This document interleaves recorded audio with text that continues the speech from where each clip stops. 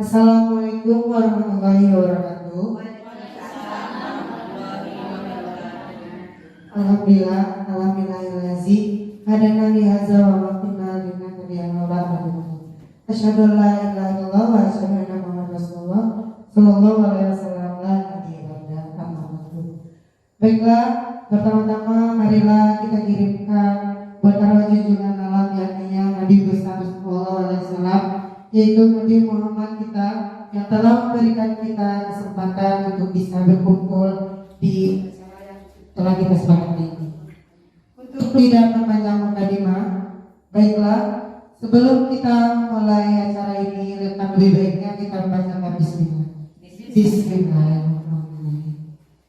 Baiklah, saya selaku moderator langsung saja masuk ke acara selanjutnya, yaitu kata sambutan yang akan disampaikan oleh Ibu Kepala Sekolah TK Kolbina Ikhlas. Kepada Ibu Ranawati, kita persilakan waktu dan tempat.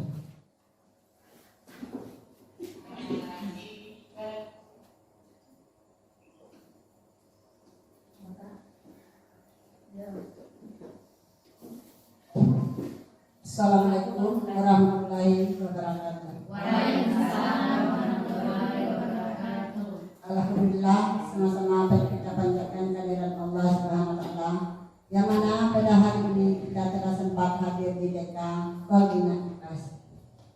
Untuk itu saya sampaikan kepada Ibu, pertama-tama marilah kita ucapkan kepada Ibu kita yaitu Rita Julpasanti yang telah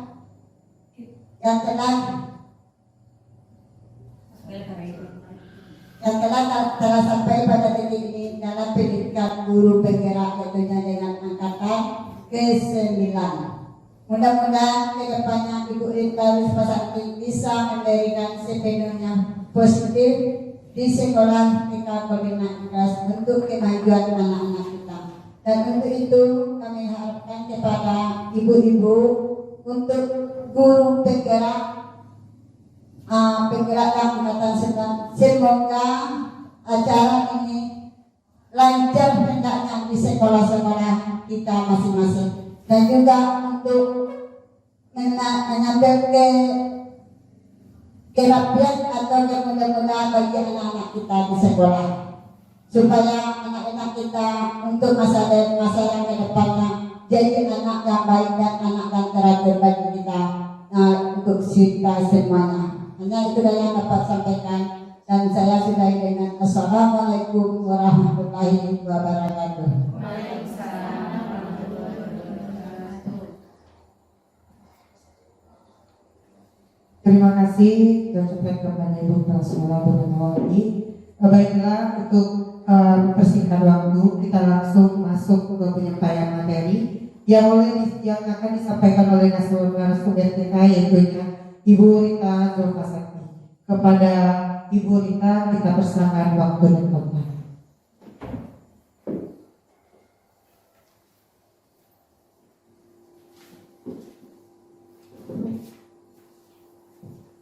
Assalamualaikum warahmatullahi wabarakatuh. Waalaikumsalam warahmatullahi wabarakatuh. Alhamdulillahirabbil alamin, wassalatu wassalamu ala asrofil anbiya wal mursalin wa ala alihi wa ashabihi ajmain. Asyhadu an la ilaha illallah wahdahu la syarikalah wa asyhadu anna Muhammadan abduhu wa rasuluh sallallahu alaihi wasallam la nabiyya ba'da. Amma ba'du. Puji syukur kita ucapkan kepada Allah Subhanahu wa taala yang telah memberikan rahmat dan karunia-Nya kepada kita semua, sehingga kita dapat hadir di TK Kolbina Ikhlas ini dalam rangka acara diseminasi atau pengibasan budaya positif di lingkungan sekolah.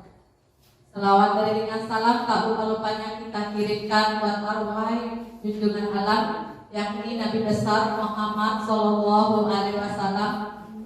Marilah kita bersalawat kepada beliau, mudah-mudahan kita mendapat syafaatnya di yaumil mahsyar nanti. Allahumma sholli ala Muhammad wa ala ali Muhammad.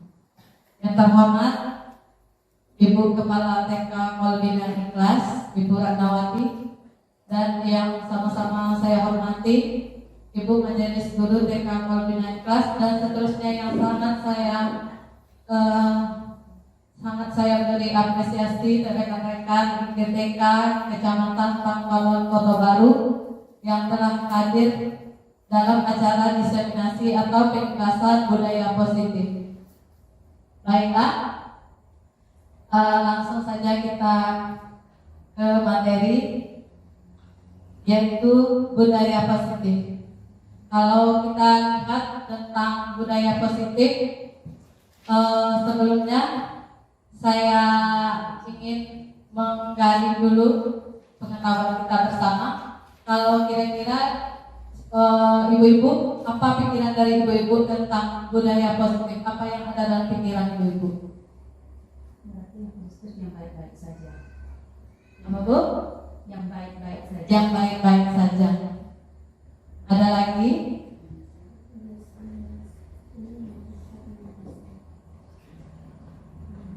Ya, budaya positif itu suatu lingkungan yang kita inginkan tercipta di sekolah kita.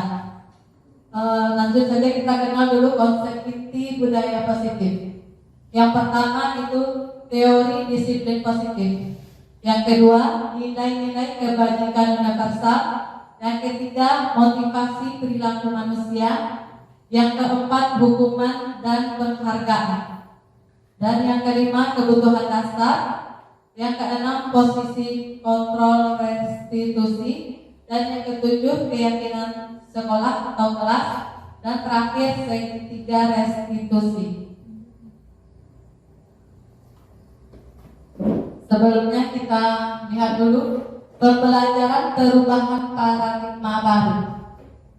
Di situ terlihat foto seorang tokoh Ki Hajar Dewantara menyatakan bahwa seorang guru, Anda tugas dan kewajibannya diibaratkan sama dengan seorang petani yang memiliki peranan penting untuk menjadikan tanamannya subur. Anda akan memastikan bahwa tanah tempat tumbuh tanaman Anda adalah tanah yang cocok untuk ditanami. Sehingga seorang guru perlu mengusahakan agar sekolah menjadi sebuah lingkungan yang menyenangkan, aman, nyaman, agar murid-murid mampu berpikir, bertindak dan mencipta dengan merdeka, mandiri dan bertanggung jawab. Lazimnya disiplin dikaitkan dengan kontrol. Dalam hal ini kontrol guru dalam menghadapi murid. Jadi di sini menurut Ki Hajar Dewantara, kita ini sebagai pendidik sama dengan tugas kewajiban kita sebagai petani. Yaitu kalau seorang petani kalau menginginkan tanamannya tumbuh dengan subur, contohnya tanaman padi, tentu kira-kira apa yang dilakukan oleh petani ibu-ibu? Dipupuk, disiangi. Ada lagi? Dirawat, diairi dengan baik, ya. Dialirkan irigasi dengan baik. Begitu juga kita pendidik. Di sekolah kita anggaplah sekolah ini sebagai lahan untuk kita. Tentu kita akan menyediakan tempat atau lingkungan yang nyaman dan aman sehingga anak-anak kita semangat dalam belajar, termotivasi dalam belajar, tergali semua kompetensi yang ada pada anak itu sendiri. Dalam perubahan paradigma baru, di sini kita ada kegiatan kepala tangan. Bagaimana bisa kita bermain sebentar? Tolong ambil secari kertas dengan teman di samping Anda, atau siapa yang bisa mewakili aja. Adakah ibu-ibu yang bisa mewakili? Ambil secari kertas. Yang satu Anda berperan sebagai A, dan yang satu lagi Anda berperan sebagai B. Letakkan salah satu tangan Anda dalam genggaman kertas yang telah Anda tulis tersebut. Lalu teman Anda yang B berusaha nanti untuk menyuruh membuka apa yang telah tulisan yang telah Anda buat di dalam kertas tersebut. Tulisan itu sesuatu yang sangat berharga. Siapa yang bisa bermain?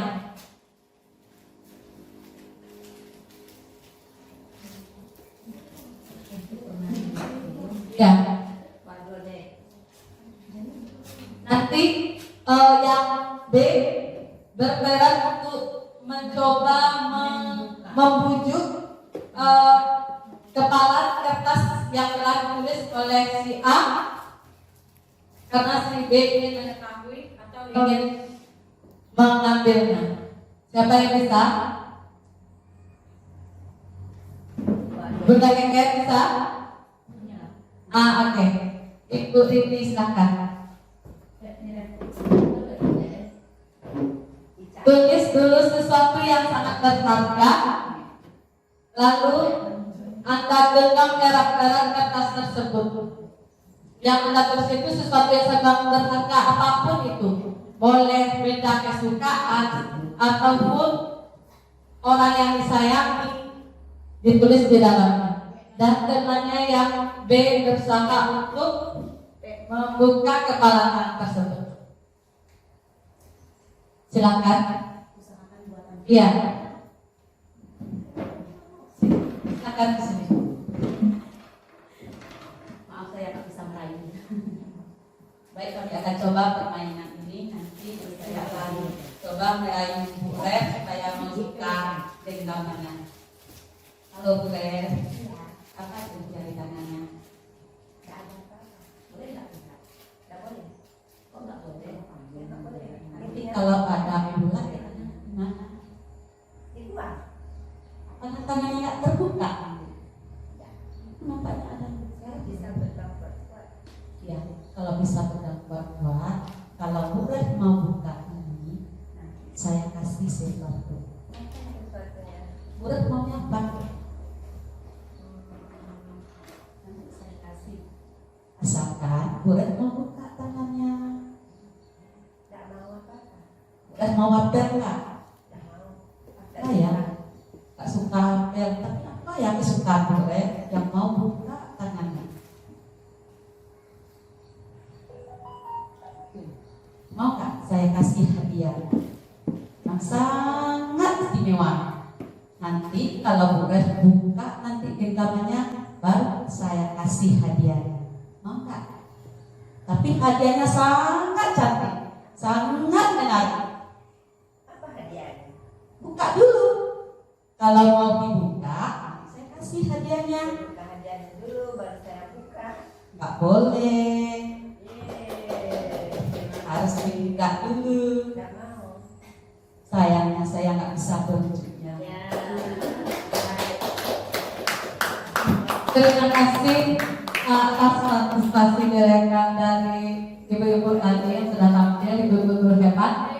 Ada lagi yang tampil dan oke, baiklah ibu-ibu dari tampilan ibu yang bergerak tadi bisa kita ambil kesimpulan. Begitu kita cara membujuk anak di sekolah. Bisa saja kita memberi dengan membujuk dengan atau mengancam atau menghakimi, merayu atau menyuap apa saja agar membuka kepala tangan yang ada pada anak. Tapi sejatinya kita sebagai guru kita tidak bisa mengambil kendali kontrol yang ada pada anak, karena anak itu mempunyai kontrolnya sendiri untuk berbuat sesuatu. Begitu juga kita sebagai guru tidak bisa kita menjadikan kontrol diri kita sebagai pemaksaan kepada anak. Kita hanya berusaha membujuk, mengiringi anak agar ke arah yang positif. Lanjut. Perubahan paradigma, stimul respon, teori kontrol. Disinilah perubahan paradigma, stimulus respon menjadi teori kontrol. Yang pertamanya stimulus respon, kita mencoba mengubah orang agar berpandangan sama dengan kita. Dan teori kontrolnya mengatakan kita berusaha memahami pandangan orang lain tentang dunia. Jadi kita harus memahami dunia anak. Harus kita mencoba menggali, membujuk anak itu sehingga anak itu mau termotivasi dengan motivasi prinsip yang ada dalam diri anak, bukan karena bujukan, bukan karena rayu, tapi memang dengan kesadaran anak karena dia menghargai dirinya, karena sudah tahu yang terbaik untuknya. Perilaku buruk dilihat sebagai suatu kesalahan. Kadang-kadang kita di sekolah melihat perilaku buruk anak-anak kita sebagai suatu kesalahan.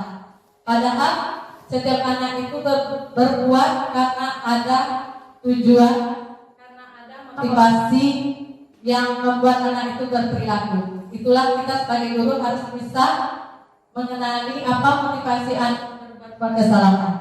Bukan kita langsung menyalahkan anak. Kalau di teori kontrol, semua perilaku memiliki tujuan. Di stimulus respon, orang lain bisa mengontrol saya.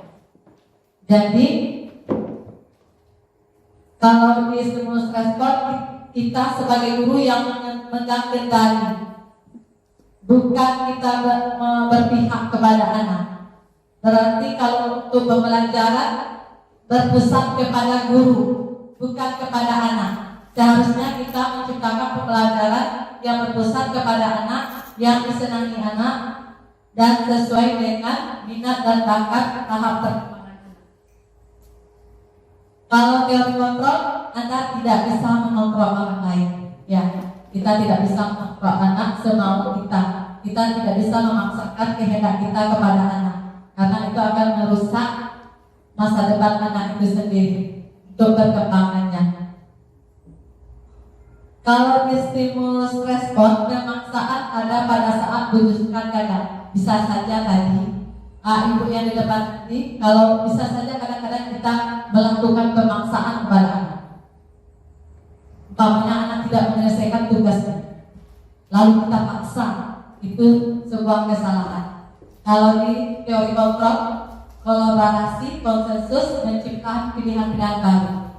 Kita bisa memberikan pilihan yang lain kepada anak dalam belajar. Umpamanya anak tidak mau melakukan yang ini, kita sediakan pembelajaran yang lain. Kita tidak bisa memaksakan kita sebagai guru sesuai dengan apa yang kita inginkan. Kalau di stimulus respon, model berpikir menang atau kalah. Di sini bisa saja guru yang menang atau bisa saja anak yang kalah. Kalau di teori kontrol, semuanya menang. Guru dan anak sama-sama menang, istilahnya tidak ada yang dirugikan karena guru dan anak sama-sama berpikir positif. Disiplin positif.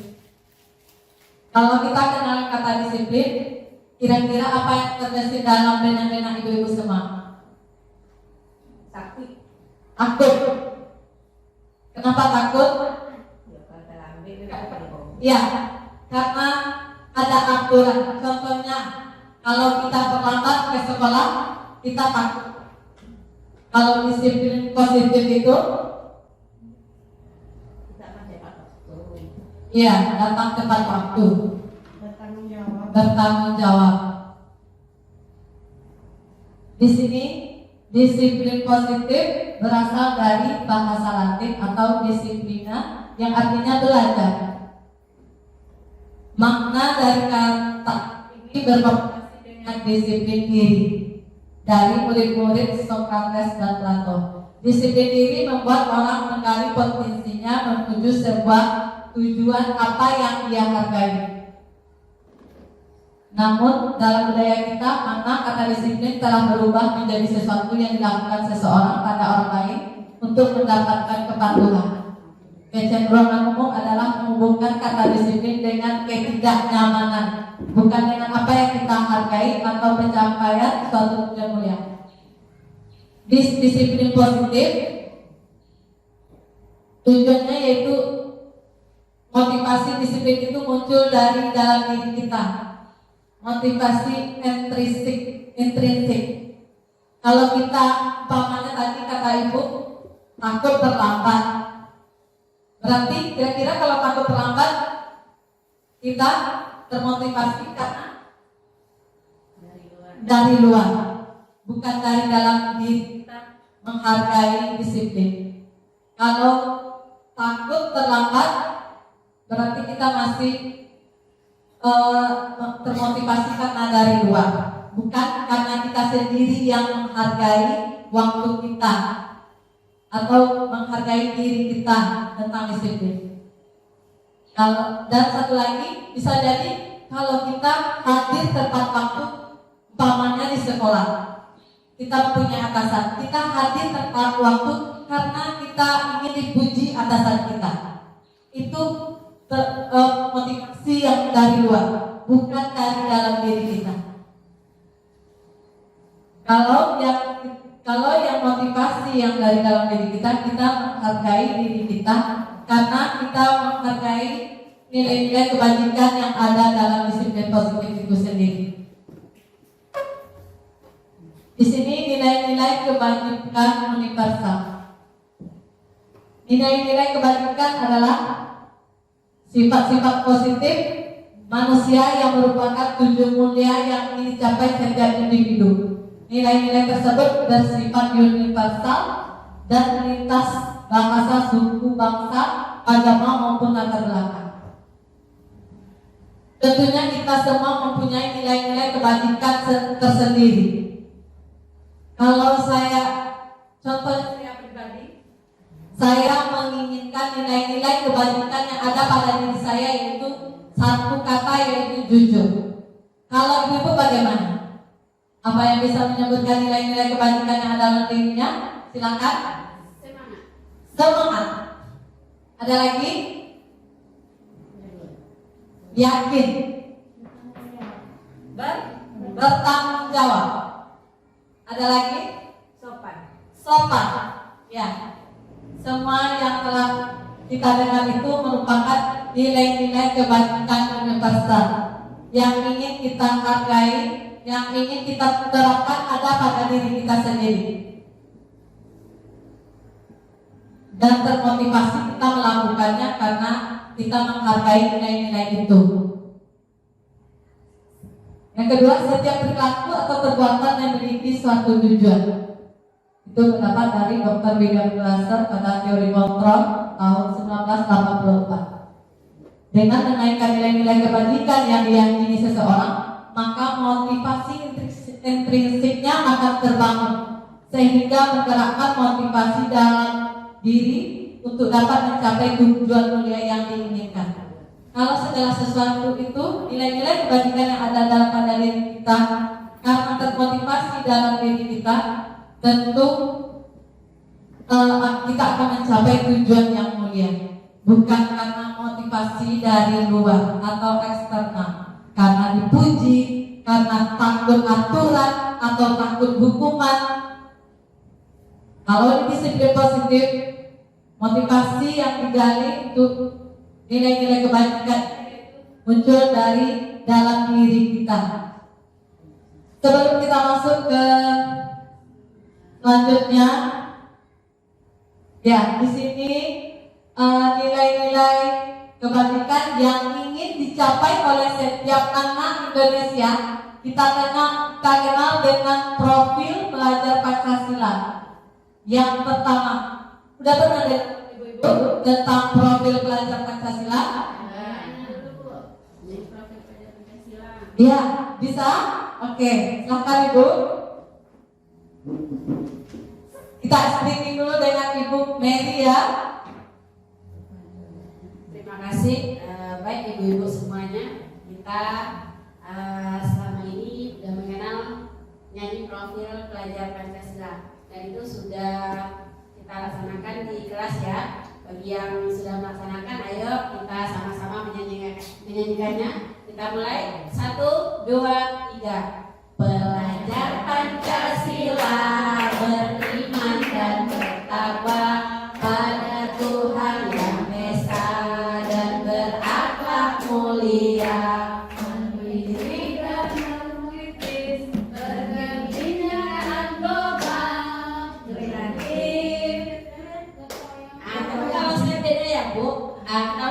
satu kali lagi. Kita dengarkan saja dulu. Ayo, 1, 2, 3.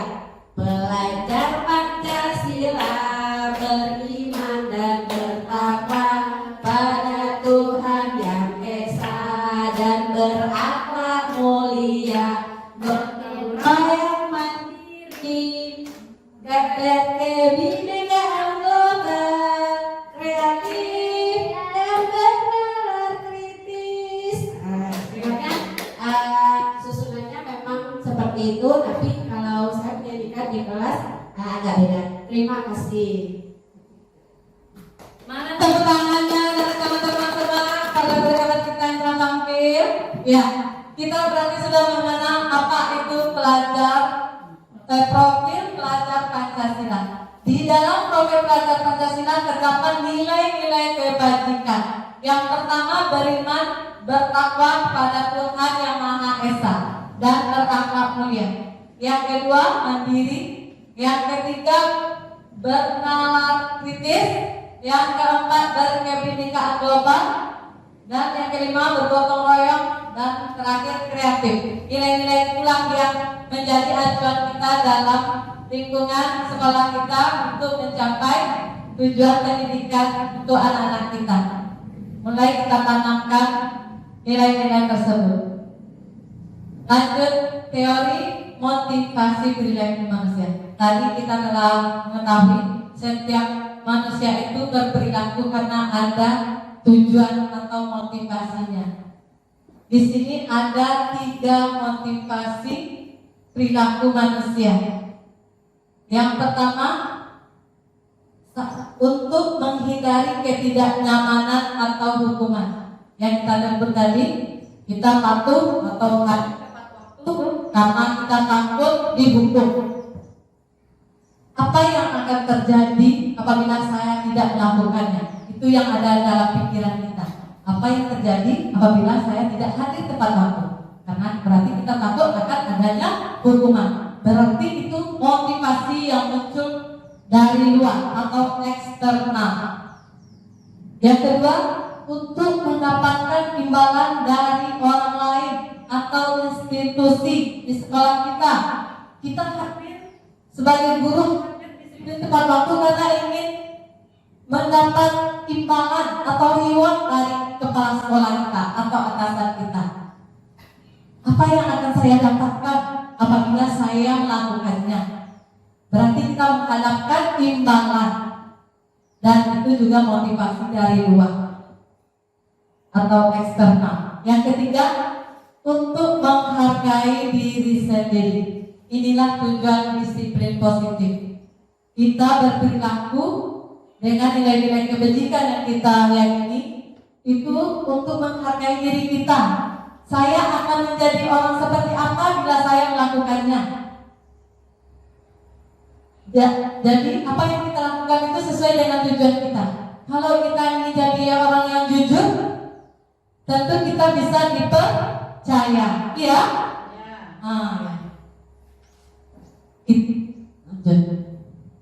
Selanjutnya, tadi motivasi itu motivasi perilaku manusia karena ada tujuannya. Di sini ada kebutuhan dasar manusia yang harus dipenuhi. Ada 5 kebutuhan dasar manusia. Yang pertama, kebutuhan bertahan hidup. Kira-kira apa kebutuhan kita untuk bertahan hidup? Makanan, sandang, papan, pangan. Ya, kita butuh itu? Butuh. Kalau kita tidak mendapatkannya bagaimana?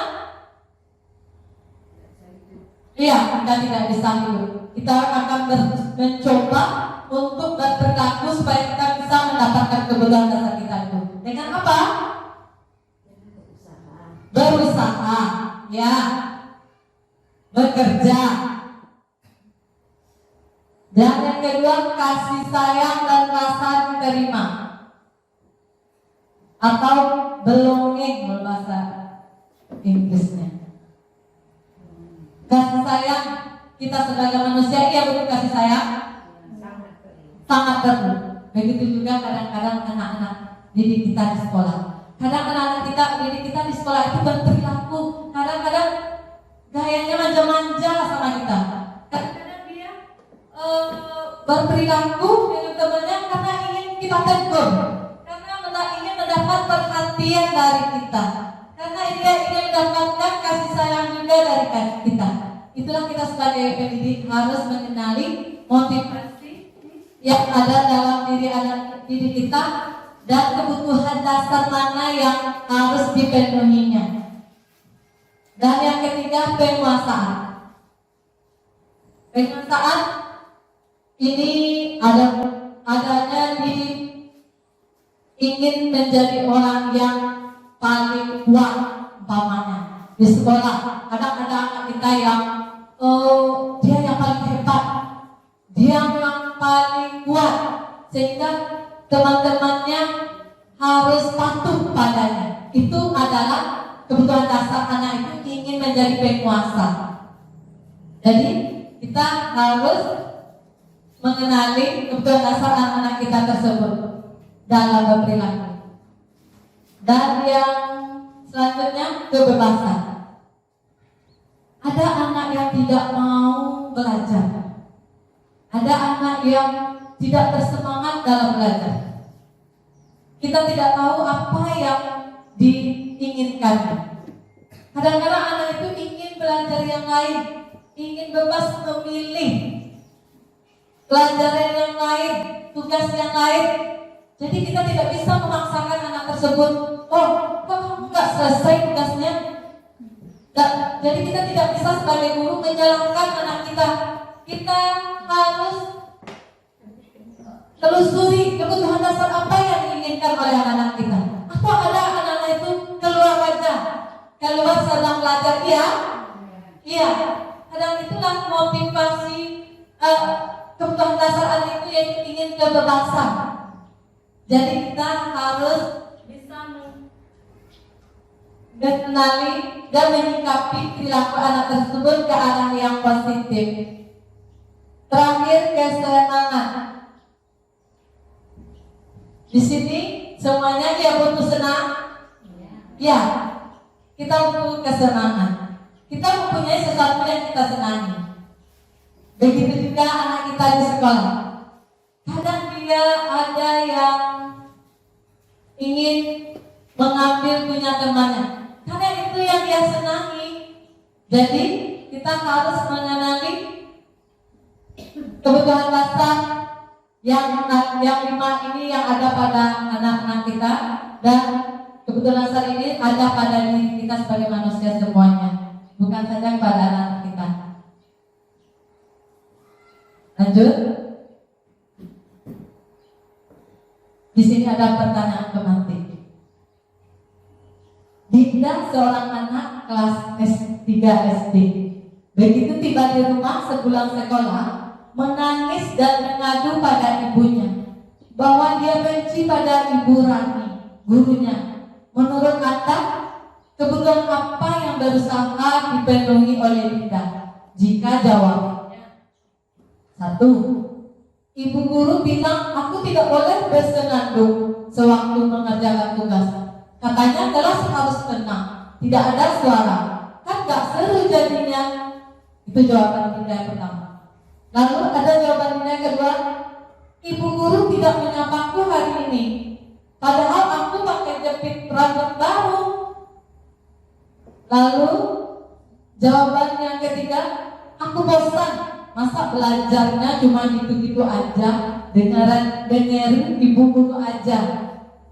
Lalu jawaban selanjutnya, aku sebel, gambarku tidak rapi, malah ibu guru nunjukin ke teman-temanku di depan kelas. Coba ibu-ibu simak. Kalau jawaban ibu guru bilang aku tidak boleh bersenandung sewaktu mengerjakan tugas, katanya kelas harus tenang, tidak ada suara. Kan gak seru jadinya. Kira-kira itu kebutuhan dasar apa yang ingin dipenuhi oleh Dinda? Siapa tahu? Perhatian. Sanjungan. Ada lagi? Kesenangan. Ya. Lalu yang kedua, ibu guru tidak menyapaku hari ini. Padahal aku pakai rambut baru. Perhatian dia. Yang ketiga, aku bosan. Masa belajarnya cuma gitu-gitu aja, dengerin ibu aja. Kebebasan. Yang terakhir, aku sebel gambarku tidak rapi. Malah ibu guru nunjukin ke teman-temanku di depan kelas. Apa? Penguasaan. Baiklah, ayo kita lihat dulu apa jawaban yang tepatnya. Itu dia. Ibu guru bilang aku tidak boleh bersenandung, berarti anak itu dia senang dengan bernyanyi. Lalu kita larang. Kadang-kadang kita tidak sengaja anak-anak bernyanyi waktu kita sedang belajar, kita larang. Berarti kita salah selama ini. Berarti anak itu dia ingin bernyanyi. Lanjut, ibu guru tidak menyapaku hari ini, padahal aku pakai rambut baru. Dia ingin diperhatikan, dia ingin dipenuhi kasih sayang, rasa terima kehadirannya di kelas. Harus kita sapa. Oh, Dinda karena dijemput baru ya. Nah, itu yang diinginkan seharusnya oleh anak-anak kita. Yang itu aku bosan, masa belajarnya cuma gitu aja, dengerin ibu guru aja. Nah, disitulah anak itu ingin bebas memilih pembelajaran yang dia sukai, yang dia minati. Itulah tugas kita sebagai pendidik, harus menyediakan pembelajaran yang sesuai dengan minat dan bakat anak-anak didik kita agar tujuan pendidikan yang mulia itu dapat tercapai. Dan terakhir itu penguasaan. Tidak itu di gambarnya tidak bagus. Dia jadi malu, dia tidak merasa hebat jadi.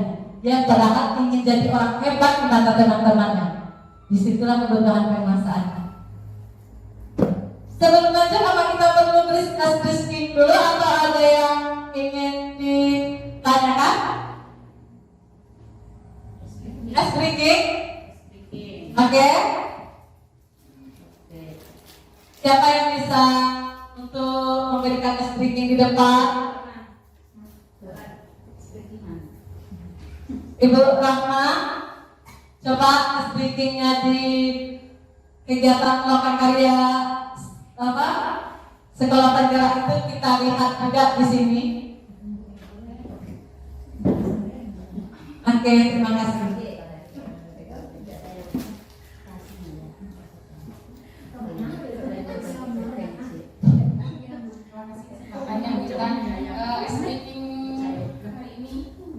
Kita bagusnya beli semua. Kita bikin kanan sini bisa kok. Kanan sini aja. Oh, di sini aja. Jadi SPQ-nya ini juga bisa kita terapkan di peserta didik kita di sekolah.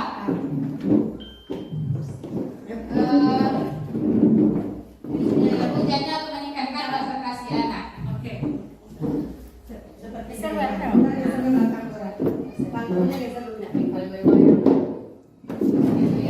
ya. Cara mainnya gampang. Jadi dari saya sendiri nanti saya akan sebutnya angka 0 sampai selanjutnya kita belum mulai berhitung. Saya 0, 1, 2, 3, 4, 5, 6, 7 sampai selanjutnya. Cara mainnya, kalau saya sebutkan angka 0, 1, 2, 3 berarti 4 lagi ya. 4 sebutkan namanya. Nanti angka 4 lempar ke nomor lain. Misalnya angka 1 saya sebutkan lagi 0, 1, 2, 3 sampai 3 huruf. Bahkan ibu-ibu 3 huruf, 3 angka. Maaf, 3 angka. Kita sebutkan 3 angka. Angka kita sendiri, selanjutnya 2 angka setelah kita, lalu lempar ke angka yang lain. Maka misalnya seperti saya 0, 1, 2, 3, 10. Berarti angka 10 sebutkan angka 2 setelahnya dan sebutkan angka lain. Paham? Paham. Baik. Saya 0, 1, 2, 8 nanti. Jadi kita hitung dulu. Jadi kita harus hafal dulu kan angka yang punya kita. Iya, kita mulai berhitung mulai dari saya 0. Ya. 1, 2, 3, 4, 6, 7, 9, 10, 11. Nah, berarti kalau seandainya sampai di Bu Eses, berarti Bu Eses 1, 2, 3 angka selanjutnya. Kalau seandainya sampai dibikin nomor berapa kan? 7, 8, 9 angka selanjutnya.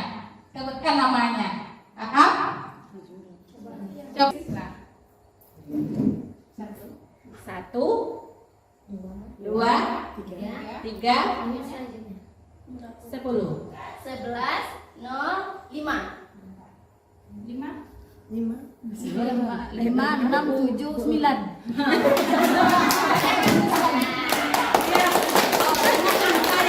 Ya, itu saja sedikitnya konsentrasi. Terima kasih. Assalamualaikum warahmatullahi wabarakatuh. yang berurutan. Ya, baiklah. Terima kasih atas sedikit permainan yang dilakukan oleh Ibu Rana. Itu sangat memang mengasah konsentrasi kita, dan kalau kita lakukan kepada anak memang itu akan terasa konsentrasi karena betul-betul pupuk konsentrasi. Ya, terima kasih. Baik, lanjut lagi ya Ibu. Kita lihat posisi kontrol restitusi. Tepuk tangannya mana buat Bu Rama tadi? Semangat? Semangat. Masih semangat? Ya. Lanjut posisi kontrol restitusi. Restitusi adalah proses menciptakan kondisi bagi murid untuk memperbaiki kesalahan. Kita mengubah murid yang gagal menjadi murid yang berhasil, sehingga mereka bisa kembali pada kelompok mereka dengan karakter yang lebih kuat. Restitusi juga merupakan proses kolaboratif yang mengajarkan murid untuk mencari solusi untuk masalah mereka dan membantu murid berpikir tentang orang seperti apa yang mereka inginkan dan menjadi bagaimana mereka seharusnya memperlakukan orang lain. Dalam restitusi ada 5 posisi kontrol guru. Jadi yang melakukan restitusi ini adalah kita guru. Dalam melakukan restitusi ini ada 5 posisi kontrol yang kita pakai. Jadi kira-kira kita berada di posisi mana? Yang 5 tersebut yaitu 1 sebagai penghubung. Kalau ada masalah di sekolah kita langsung memberi hukuman terhadap anak yang salah. Apakah Masih seperti itu kita ibu-ibu? sudah merdeka lagi? Iya. Yang sekarang kita sudah merdeka. Tidak ada lagi yang namanya hukuman di sekolah. Dan yang kedua, kita sebagai guru memiliki posisi kontrol yaitu membuat merasa bersalah. Kita membuat anak itu menjadi orang yang bersalah.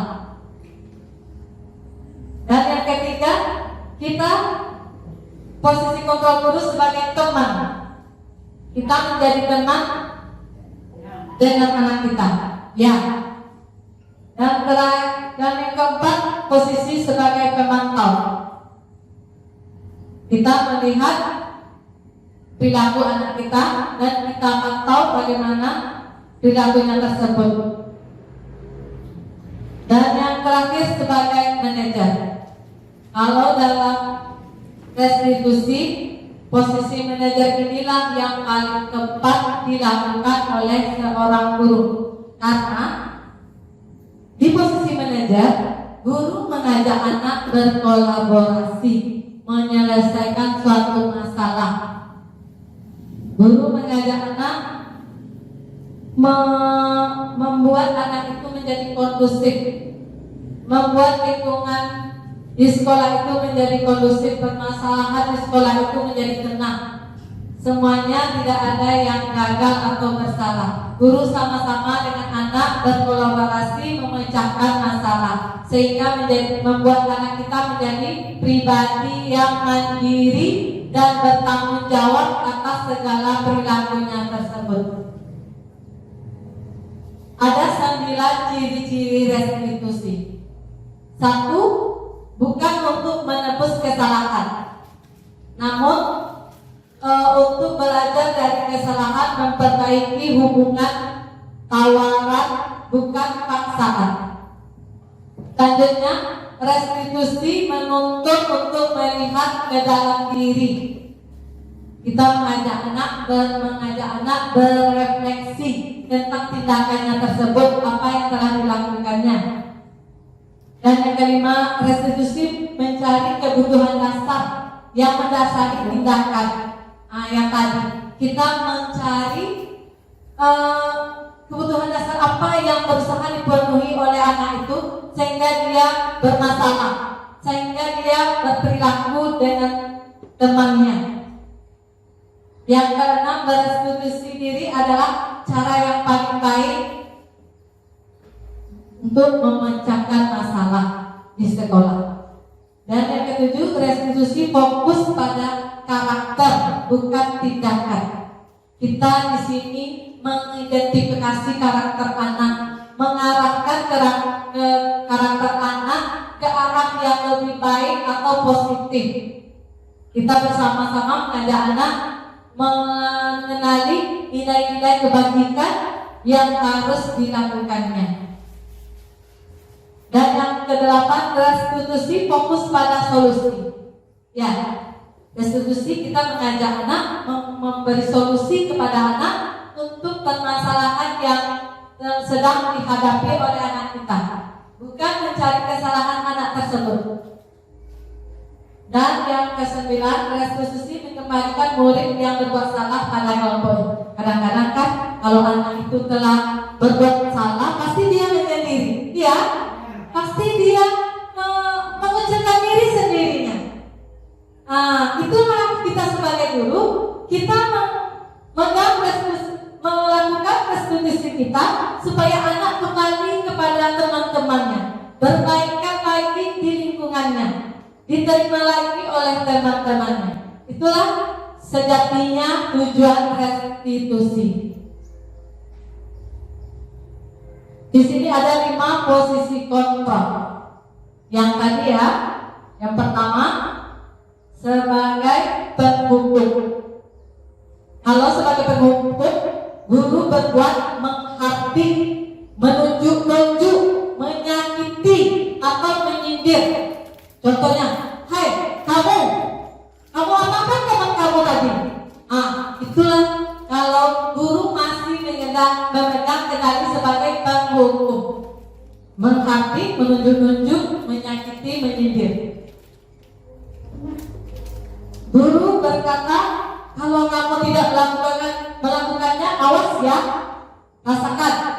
Kalau ada anak kita yang tidak melakukan tugasnya atau kegiatannya, kalau berarti kita seolah mengancam. Kalau kamu tidak melakukannya, awas ya. Itulah posisi guru sebagai penghukum. Hasilnya, anak akan memberontak. Anak akan memberontak dan menyalahkan orang lain. Ya, contohnya ya, saya pernah ya, kalau dia tidak melakukan sesuatu dengan benar, kadang dia salahkan mamanya. Iya, mamanya ada anak yang terlambat. Kenapa kamu terlambat? Tidak boleh terlambat lagi ya. Iya, itu karena mama. Itulah kalau kita memegang kendali sebagai penghukum, anak akan memberontak dan menyalahkan orang lain sehingga timbullah sikap berbohong pada diri anak. Kaitannya dengan dunia berkualitas, murid meletakkan guru di luar dunia berkualitas. Jadi kita tidak dihargai oleh anak tersebut. Kalau kita membuat orang merasa bersalah, posisi kontrol kita, guru akan berbuat berceramah dan mengatakan seharusnya kamu tidak seperti itu, atau ibu kecewa dengan kamu. Kamu seharusnya kamu sudah tahu ibu lelah sekali mengatakannya, ibu stres. Nah, itu membuat anak jadi merasa bersalah. Jadi kadang-kadang kalau kita berbuat seperti itu, anak akan menyembunyikan atau menyangkal lagi dan berbohong lagi. Dan murid pun akan meletakkan guru di dalam dunia berkualitas. Maafkan saya ya. Nah, kalau kita membuat merasa bersalah, pasti anak akan langsung mengucapkan kata maafkan saya ya. Tapi belum tentu anak itu akan tidak melakukannya lagi, karena kita hanya sebatas membuat dia merasa bersalah. Kalau kita di posisi teman, kita akan membuatkan alasan-alasan untuk murid. Contohnya, ayolah lakukan demi ibu. Kamu mau nggak jadi teman ibu?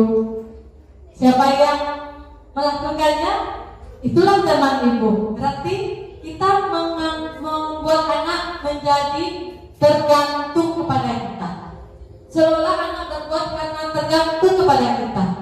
Kalau contohnya, kalau nanti kita tidak hadir di kelas, lalu kita digantikan oleh rekan kita yang lain.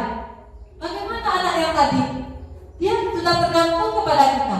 Berarti posisi kita itu tetap tidak akan berlangsung lama atau bertahan lama untuk anak kita, karena hanya tergantung kepada diri kita sendiri.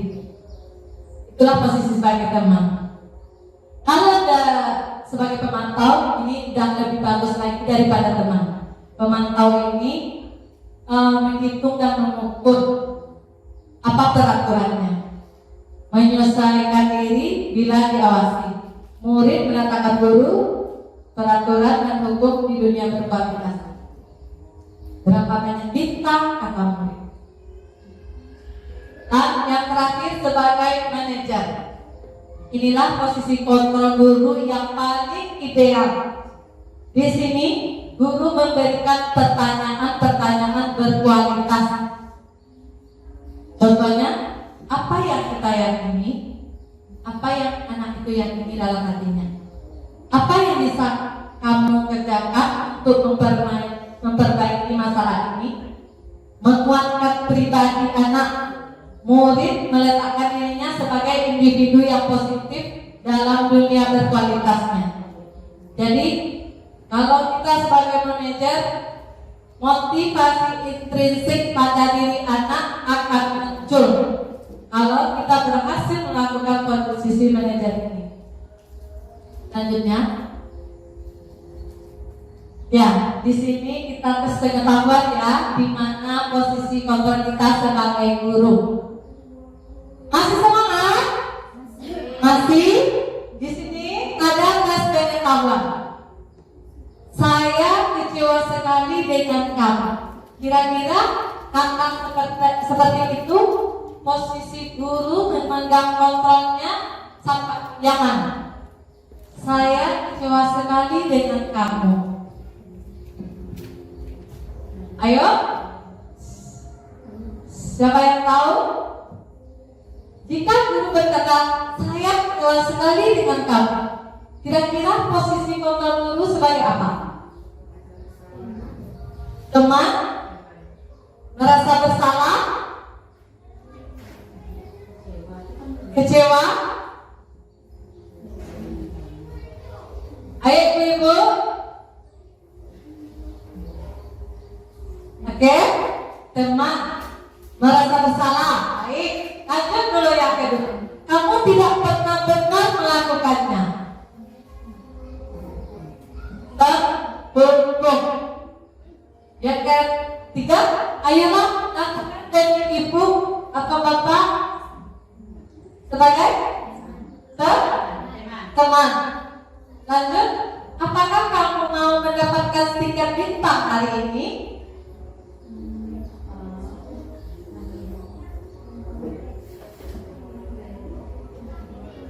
Sebagai apa? Pemantau, iya. Lanjut yang terakhir, bagaimana kamu manajer. Oke, ayo kita lihat jawabannya.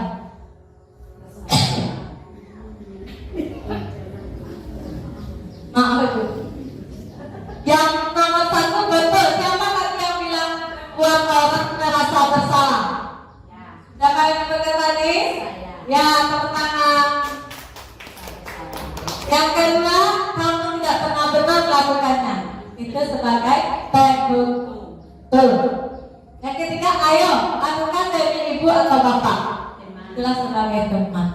Yang keempat, apakah kamu mau mendapatkan stiker tentang hari ini? Itu sebagai pemantau. Dan yang kelima, bagaimana kamu bisa menyelesaikan masalah ini? Inilah posisi sebagai manajer.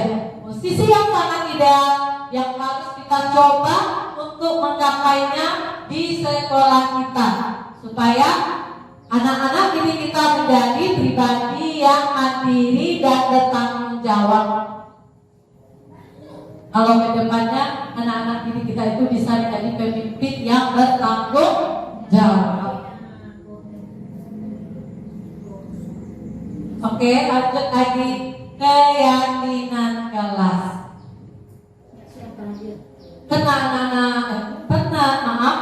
Karena ibu-ibu mendengar keyakinan kelas, sudah pernah melakukannya? Sudah? Dulu mungkin kita mengenalnya sebagai peraturan kelas. Ya? Ya. Mengapa tidak peraturan saja? Mengapa harus keyakinan kelas? Siapa bisa memberikan pendapat? Ayo, kenapa tidak peraturan saja? Kenapa harus keyakinan kelas? Apa bedanya peraturan kelas dengan keyakinan kelas? Siapa yang bisa memberi jawaban? Saya, Bu. Ya, oke, silakan. Kalau peraturan itu kan ibu gurunya saja yang membuat, tapi kalau keyakinan kelas ibu guru sama anaknya. Ya, betul sekali. Tepuk tangan buat Nurel. Berarti kita sudah sama-sama mengetahui kenapa tidak peraturan, kenapa harus keyakinan. Karena kalau peraturan itu hanya berpusat kepada guru yang membuat aturan, hanya satu arah. Kalau keyakinan itu merupakan peraturan yang telah disepakati, yang telah kita sepakati dengan anak. Tapi kita menggunakan bahasanya sesuai dengan nilai-nilai kebajikan. Kita tidak lagi menggunakan kata tidak boleh. Ingat ya, itu intinya untuk membuat keyakinan kelas, kita tidak boleh lagi memakai kata-kata tidak boleh. Kalau masih memakai kata tidak boleh, berarti itu masuk peraturan. Mengapa kita memiliki peraturan harus menggunakan helm bila mengendarai kendaraan roda 2? Mengapa kita mengikuti peraturan harus memakai helm? Kira-kira kalau kita memakai helm karena apa, Ibu? Keamanan. Karena keselamatan, keamanan, ya. Apa kita karena takut aturan? Ya, ya juga. Ya betul. Kalau untuk menggunakan helm saat berkendaraan motor, karena yang selain kita mematuhi aturan yang untuk keselamatan diri kita. Kita yakin menggunakan helm bisa melindungi kepala kita. Jadi itulah motivasi prinsip yang ada dalam diri kita memakai helm. Mengapa kita memiliki peraturan 3M? Menggunakan masker, mencuci tangan, menjaga jarak 1,5 meter. Itu apa? Kesehatan atau keselamatan. Dan selanjutnya, mengapa kita memiliki peraturan harus datang tepat waktu pada saat mengikuti pelatihan? Disiplin.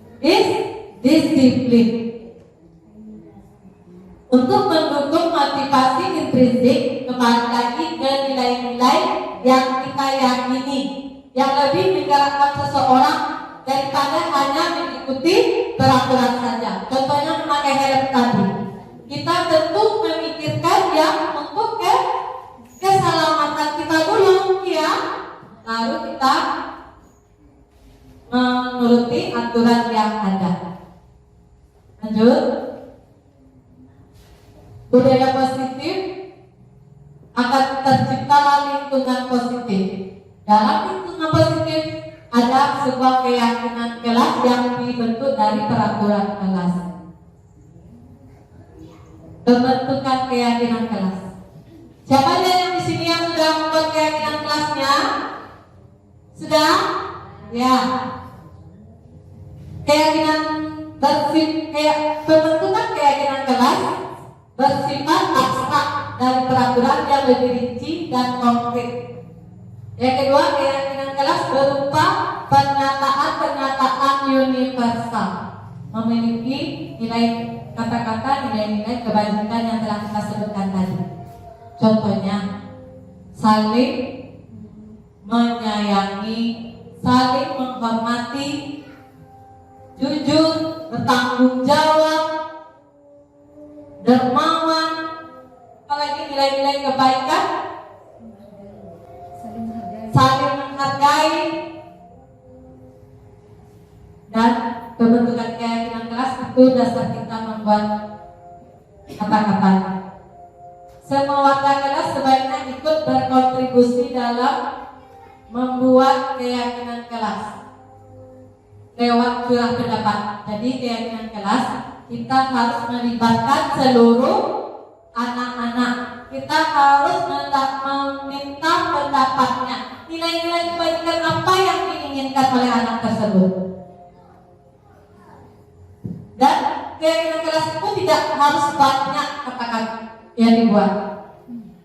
Yang penting mudah dipahami oleh anak dan diingat untuk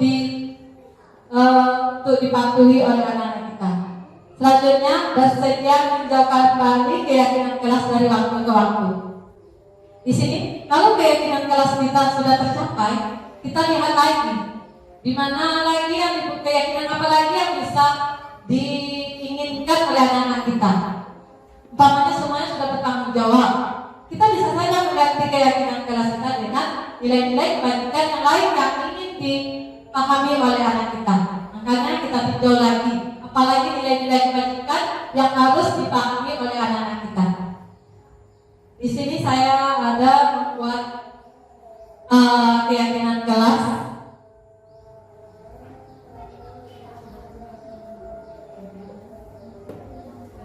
Tunggu sebentar ya Ibu. Ya, di sini fotonya tadi. Oke, makasih ya. Ini dokumentasi foto kegiatan yang telah saya lakukan bersama anak-anak saya di kelas dan ada videonya, bisa kita lihat.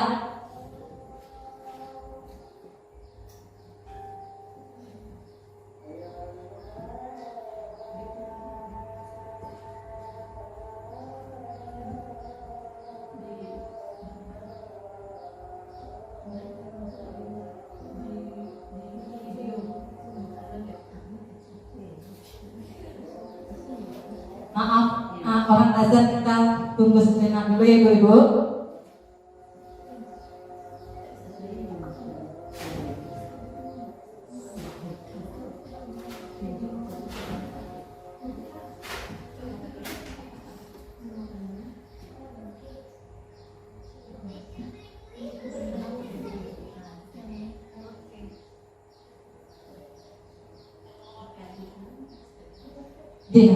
Ini dia video saya membuat, maaf ya,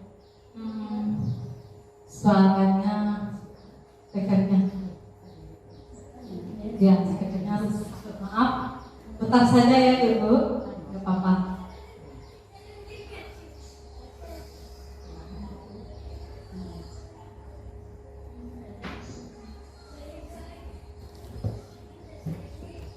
Nah, setelah sekilas saya membuat keyakinan lagi bersama keyakinan bersama anak.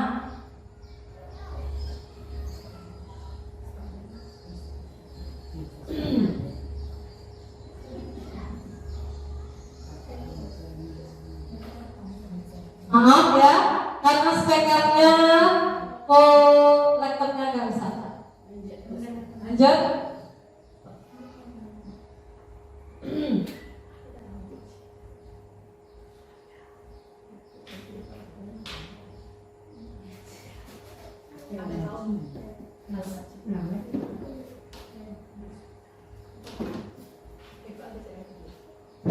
Ya, di sini peraturan antara peraturan dan keyakinan kelas atau nilai kebajikan yang dituju.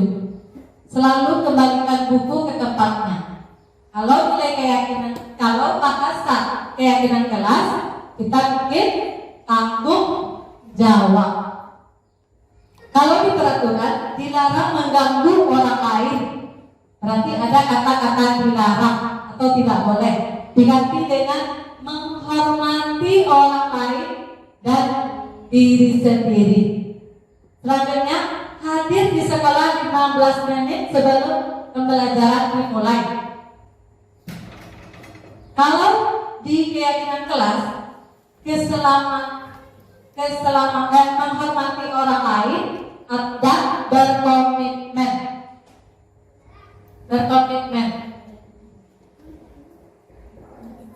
Dan kalau di peraturan dilarang menggunakan narkoba.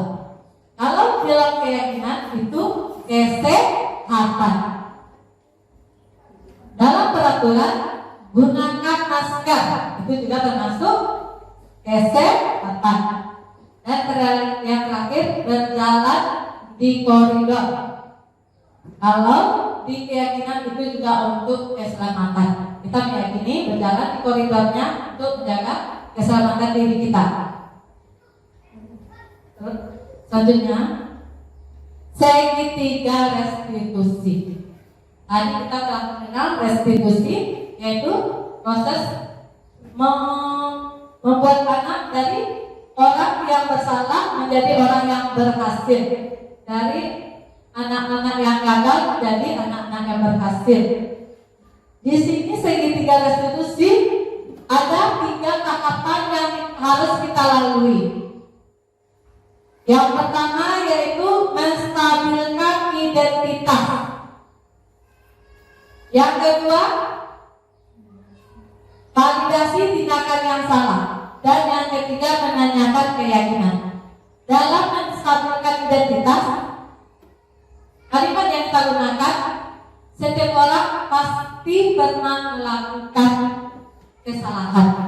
Jadi kita mengajak anak berkomunikasi, menanyai anak dengan kata-kata, setiap orang pasti pernah melakukan kesalahan.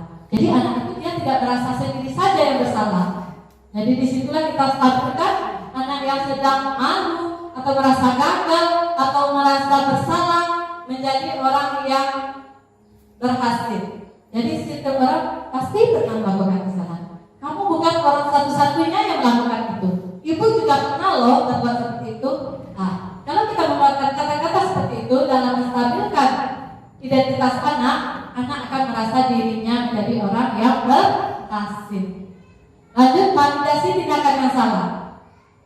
Kamu pasti punya alasan mengapa melakukan itu. Kita gali alasan anak tadi kenapa dia berbuat seperti itu. Adakah cara yang lain lebih efektif untuk mendapatkan apa yang kamu butuhkan?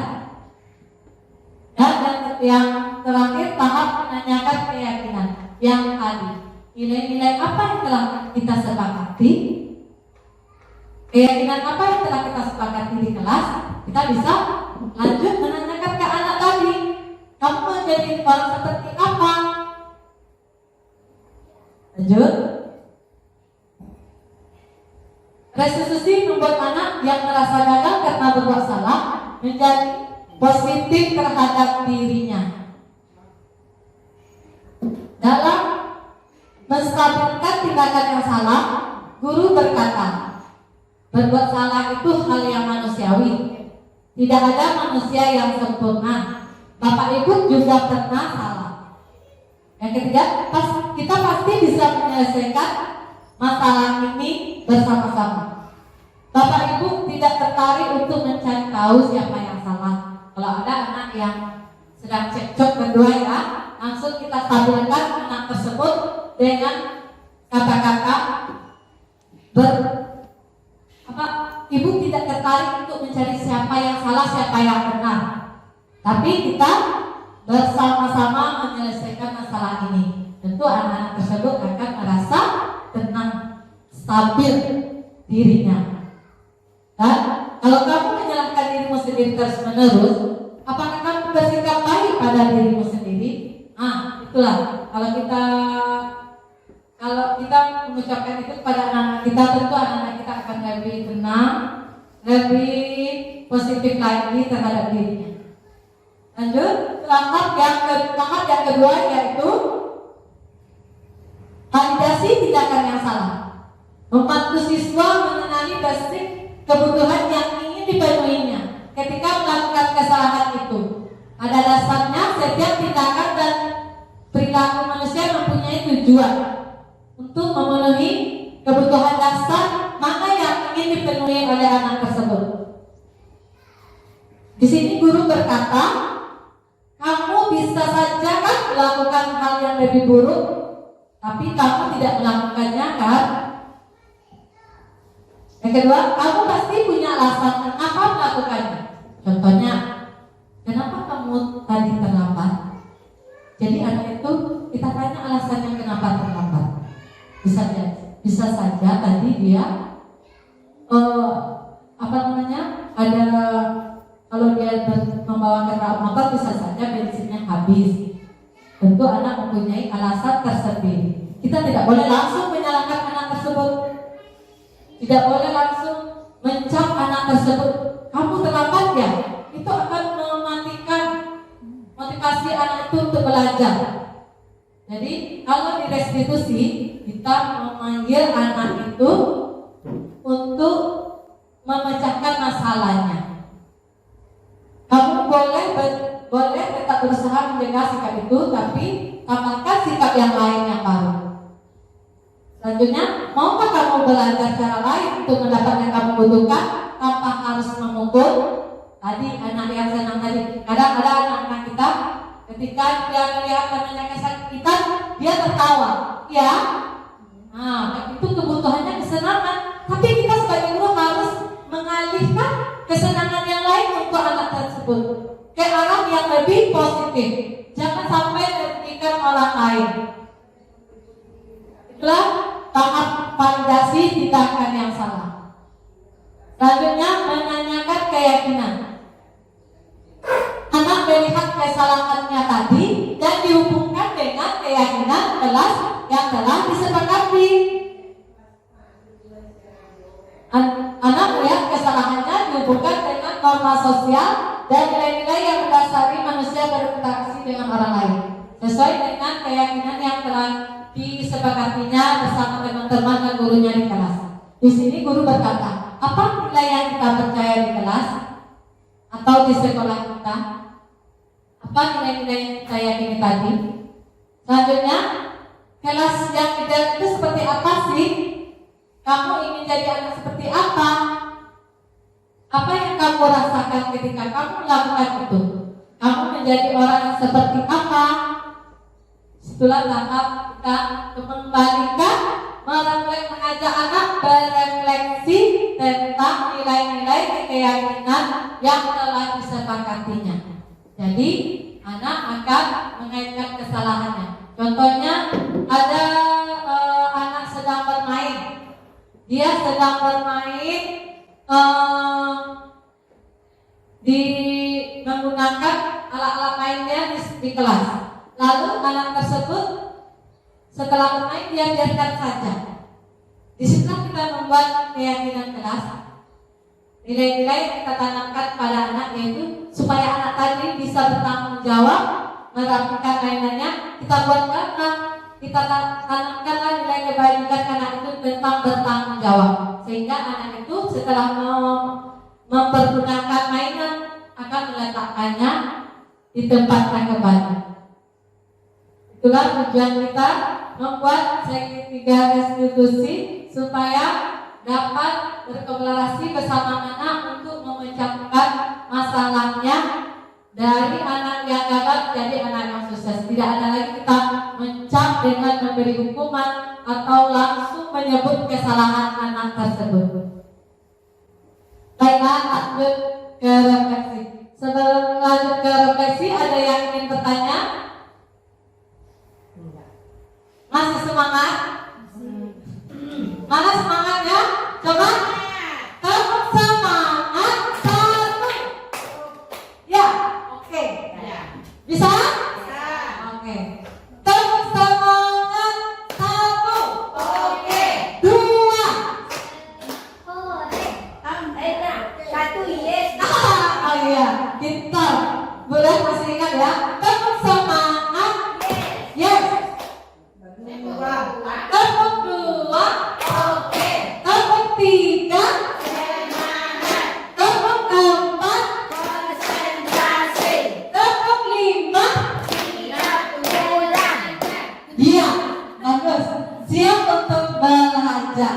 Selanjutnya saya akan mengajak ibu-ibu semua untuk berefleksi tentang apa-apa yang telah didengar, apa-apa yang telah kita pelajari hari ini, yaitu satu, perasaan saya saat ini adalah bagaimana perasaan ibu-ibu setelah mendengarkan tentang budaya positif yang telah saya paparkan tadi. Yang kedua, setelah mengikuti materi pembahasan atau diseminasi pada hari ini, saya jadi paham bahwa yang ketiga, target atau rencana saya selanjutnya adalah saya akan minta ibu-ibu mana?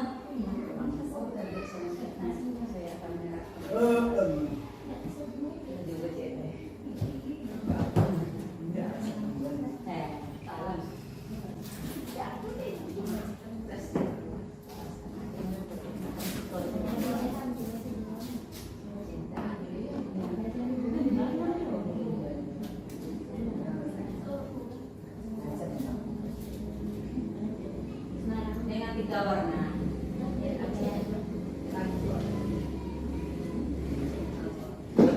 Yang nomor 1 yaitu warna hijau. Saya saat ini adalah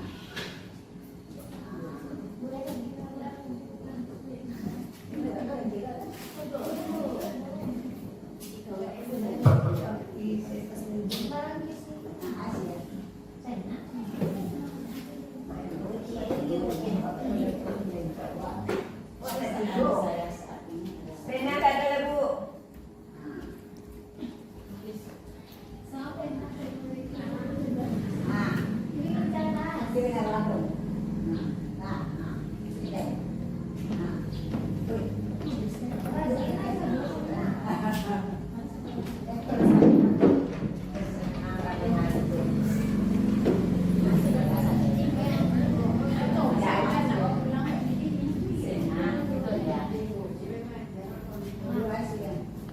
Mana lagi skinotnya?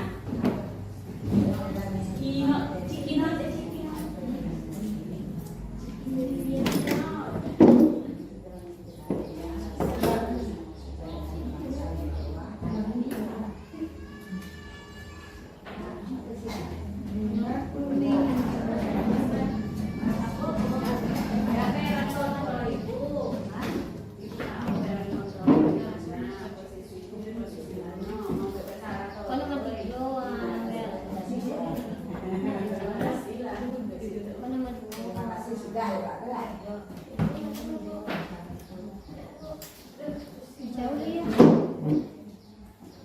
Baiklah, sambil ibu-ibu membuat refleksi tadi, ini ada video segitiga restitusi yang telah saya cobakan di kelas saya sendiri.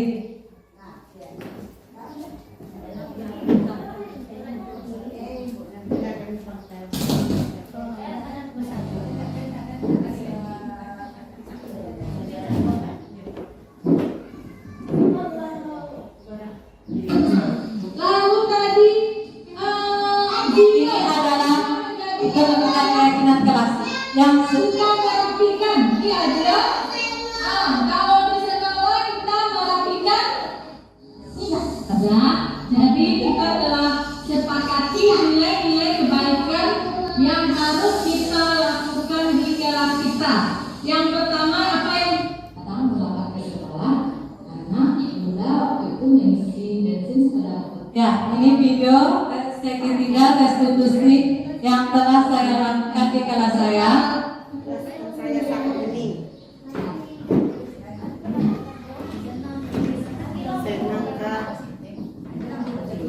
Maaf ibu-ibu masih nanggung.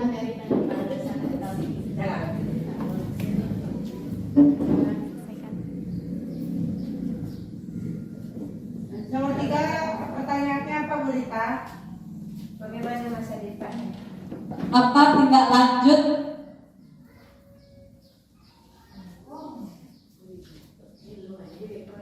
baiklah demikianlah pemaparan diseminasi pengimbasan budaya positif di sekolah yang telah saya sampaikan pada hari ini. Mudah-mudahan dengan adanya materi ini yang telah kita pelajari dapat kita terapkan di sekolah-sekolah kita dalam pembentukan lingkungan budaya positif yang lebih baik lagi ke depannya untuk sekolah kita semuanya. Terima kasih atas partisipasi dan kehadiran dari ibu-ibu rekan IGTK yang telah hadir. Kalau ada penyampaian saya yang kurang tepat, saya mohon maaf. Kita kembalikan lagi kepada Ibu Moderator. Wabillahi taufiq wal hidayah. Wassalamualaikum warahmatullahi wabarakatuh.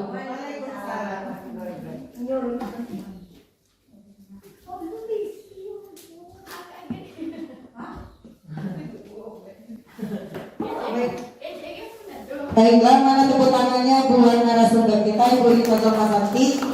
Oke, terima kasih kita ucapkan kepada Ibu Rita Sormasarti yang sudah memberikan materi hari ini.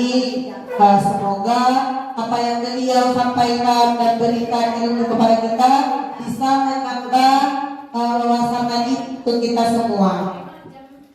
Baiklah, sebelum saya menutup sesi kali ini, kita semuanya sudah mengumpulkan skinotnya.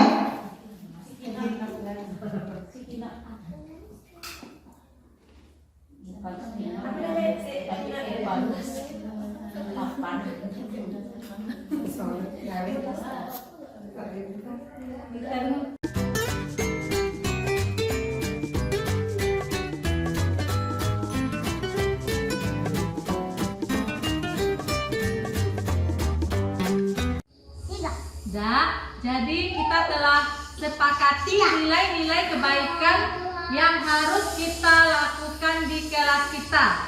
Yang pertama apa yang Bunda inginkan tadi? Kalau di diri Bunda ingin menjadi orang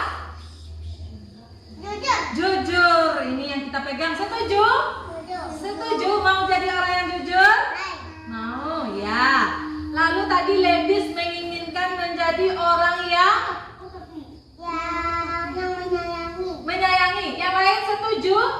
Saling menyayangi teman dan menghargai teman. Setuju? Mana suaranya? Silakan suaranya kalau setuju. Setuju gitu. Setuju? Kalau kita menyayangi teman, kita tidak boleh jahat kepada teman. Lalu tadi Zio menjadi orang yang suka merapikan. Iya Zio? Kalau di sekolah kita merapikan mainan. Setuju semuanya? Setuju?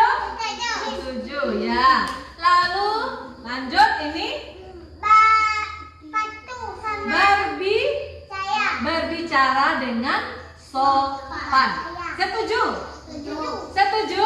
Jadi tidak boleh berbicara Ini Malik tadi suka menolong. Iya Malik? Malik katanya menolong. Berarti berarti kita di sekolah bisa kita berbagi dengan teman, meminjamkan teman pensil, namanya orang yang dermawan. Apa? Dermawan. Lanjut nih, Win. Belajar. Berarti anak muda kalau kita belajar di sekolah hadir tepat waktu supaya kita menjadi orang yang disiplin. Oke? Disiplin setuju? Setuju. Oke.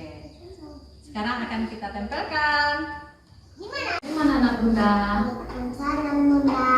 Selamat siang. Selamat siang juga Bunda. Ya. Ini bunda panggil Ledis sama Aziz.